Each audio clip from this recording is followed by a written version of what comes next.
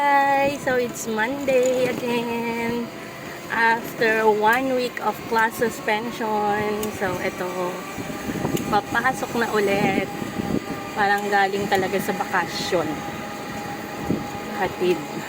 Medyo nagre-reklamo na ang aming service dahil pabalik-balik daw siya. Kulang daw ang bayad.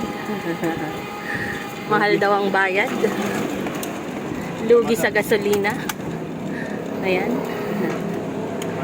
So, Monday again, a new day. Medyo busy dahil sa mga programs and activities ng mga kids.